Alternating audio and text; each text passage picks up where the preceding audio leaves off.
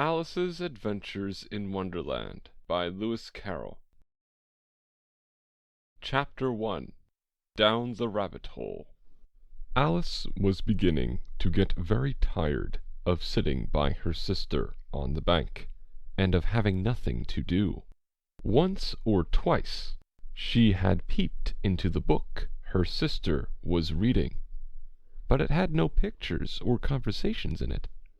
"And what is the use of a book," thought Alice, "without pictures or conversations?"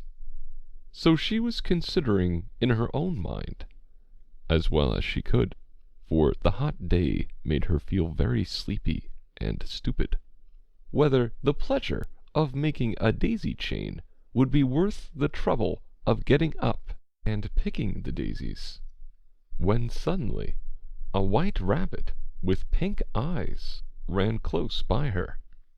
There was nothing so very remarkable in that, nor did Alice think it so very much out of the way to hear the rabbit say to itself, "Oh dear, oh dear, I shall be late."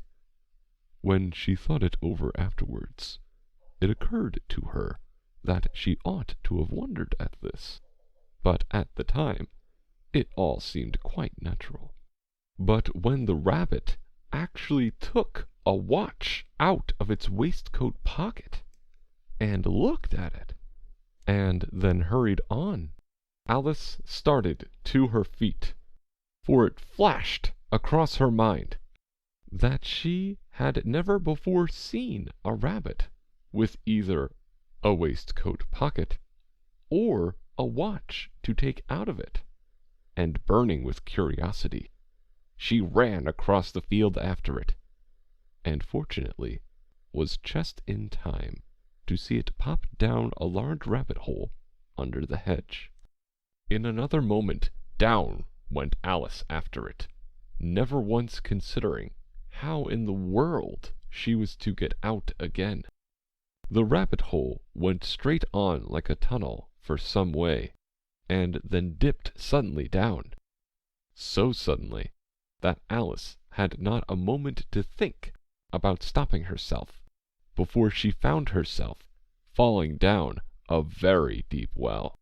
Either the well was very deep, or she fell very slowly, for she had plenty of time, as she went down, to look about her, and to wonder what was going to happen next. First, she tried to look down and make out what she was coming to, but it was too dark to see anything. Then she looked at the sides of the well, and noticed that they were filled with cupboards and bookshelves. Here and there she saw maps and pictures hung upon pegs. She took down a jar from one of the shelves as she passed. It was labeled Orange Marmalade, but to her great disappointment it was empty. She did not like to drop the jar, for fear of killing somebody underneath, so managed to put it into one of the cupboards as she fell past it. "Well," thought Alice to herself, "after such a fall as this, I shall think nothing of tumbling downstairs. How brave they'll all think me at home! Why, I wouldn't say anything about it, even if I fell off the top of the house." Which was very likely true. Down, down, down. Would the fall never come to an end? "I wonder how many miles I've fallen by this time," she said aloud. "I must be getting somewhere near the center of the earth. Let me see. That would be 4,000 miles down, I think." For, you see, Alice had learnt several things of this sort in her lessons in the schoolroom, and though this was not a very good opportunity for showing off her knowledge, as there was no one to listen to her, still it was good practice to say it over. "Yes, that's about the right distance. But then I wonder what latitude or longitude I've got to. Alice had no idea what latitude was, or longitude either, but thought they were nice, grand words to say. Presently she began again. I wonder if I shall fall right through the earth. How funny it'll seem to come out among the people that walk with their heads downward. The antipathies, I think. She was rather glad there was no one listening this time, as it didn't sound at all the right word. But I shall have to ask them what the name of the country is, you know. Please, ma'am, is this New Zealand or Australia? And she tried to curtsy as she spoke. Fancy curtsying as you're falling through the air. Do you think you could manage it? And what an ignorant little girl she'll think me for asking. No, it'll never do to ask. Perhaps I shall see it written up somewhere. Down, down, down. There was nothing else to do, so Alice began talking again. Dinah'll miss me very much to-night, I should think. Dinah was the cat. I hope they'll remember her saucer of milk at tea-time. Dinah, my dear, I wish you were down here with me. There are no mice in the air, I'm afraid, but you might catch a bat, and that's very like a mouse, you know. But do cats eat bats, I wonder? And here Alice began to get rather sleepy, and went on saying to herself, in a dreamy sort of way, Do cats eat bats? Do cats eat bats? And sometimes, Do bats eat cats? For, you see, as she couldn't answer either question, it didn't much matter which way she put it. She felt that she was dozing off, and had just begun to dream that she was walking hand in hand with Dinah, and saying to her very earnestly, Now, Dinah, tell me the truth. Did you ever eat a bat? When suddenly, thump, thump, down she came upon a heap of sticks and dry leaves, and the fall was over. Alice was not a bit hurt, and she jumped up onto her feet in a moment. She looked up, but it was all dark overhead. Before her was another long passage, and the white rabbit was still in sight, hurrying down it. There was not a moment to be lost. Away went Alice like the wind, and was just in time to hear it say, as it turned a corner, Oh, my ears and whiskers! How late it's getting!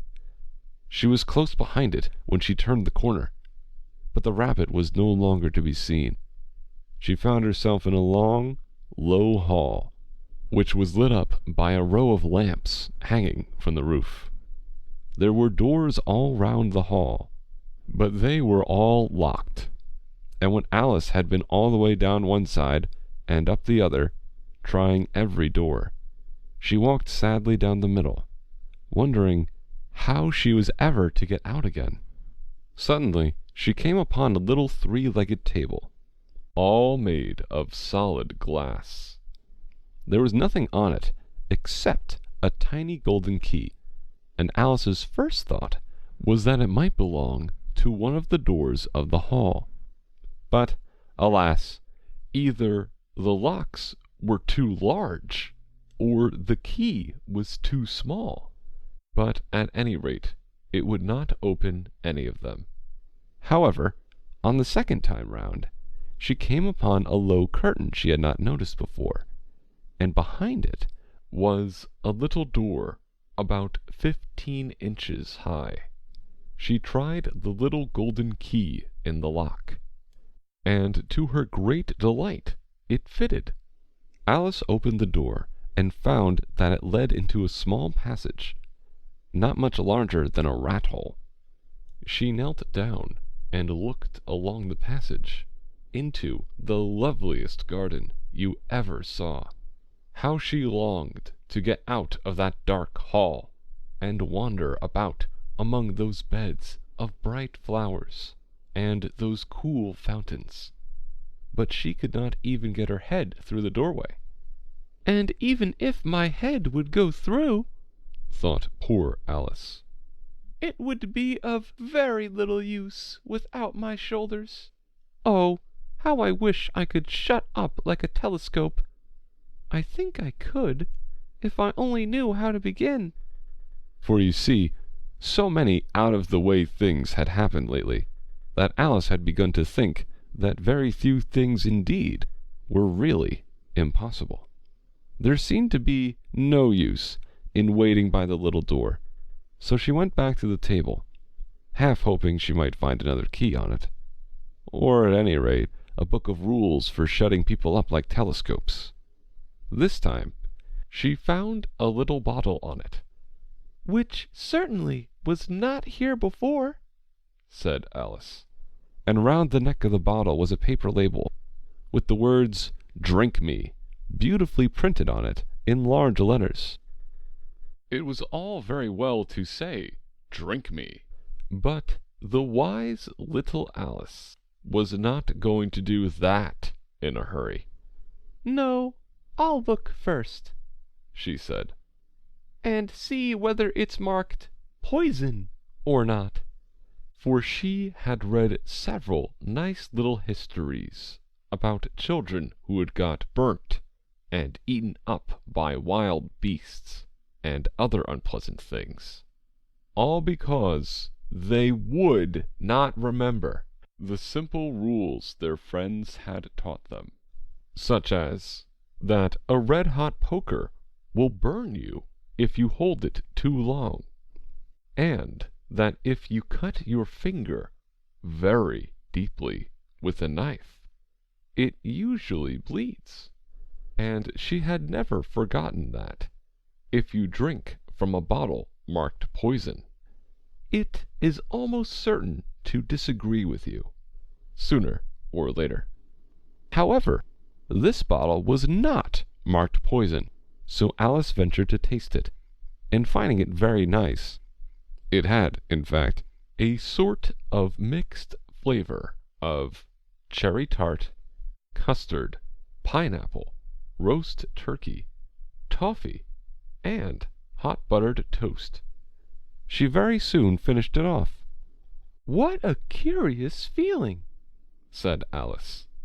"I must be shutting up like a telescope." And so it was indeed. She was now only 10 inches high, and her face brightened up at the thought that she was now the right size for going through the little door into that lovely garden. First, however, she waited for a few minutes to see if she was going to shrink any further. She felt a little nervous about this. "For it might end, you know," said Alice to herself, "in my going out altogether, like a candle. I wonder what I should be like then." and she tried to fancy what the flame of a candle is like after the candle is blown out, for she could not remember ever having seen such a thing. After a while, finding that nothing more happened, she decided on going into the garden at once. But, alas, for poor Alice! When she got to the door, she found she had forgotten the little golden key, and when she went back to the table for it, she found she could not possibly reach it. She could see it quite plainly through the glass, and she tried her best to climb up one of the legs of the table, but it was too slippery, and when she had tired herself out with trying, the poor little thing sat down and cried. "Come, there's no use in crying like that," said Alice to herself, rather sharply. "I advise you to leave off this minute." She generally gave herself very good advice. though she very seldom followed it. And sometimes she scolded herself so severely as to bring tears into her eyes. And once she remembered trying to box her own ears for having cheated herself in a game of croquet she was playing against herself, for this curious child was very fond of pretending to be two people. "But it's no use now," thought poor Alice, "to pretend to be two people. Why, there's hardly enough of me left to make one respectable person." Soon her eye fell on a little glass box that was lying under the table. She opened it, and found in it a very small cake, on which the words "Eat me" were beautifully marked in currants. "Well, I'll eat it," said Alice. "and if it makes me grow larger, I can reach the key, and if it makes me grow smaller, I can creep under the door. So either way I'll get into the garden, and I don't care which happens." She ate a little bit, and said anxiously to herself, "Which way? Which way?" holding her hand on the top of her head to feel which way it was growing. And she was quite surprised to find that she remained the same size. To be sure, this generally happens when one eats cake, but Alice had got so much into the way of expecting nothing but out of the way things to happen, that it seemed quite dull and stupid for life to go on in the common way. So she set to work, and very soon finished off the cake. End of chapter 1.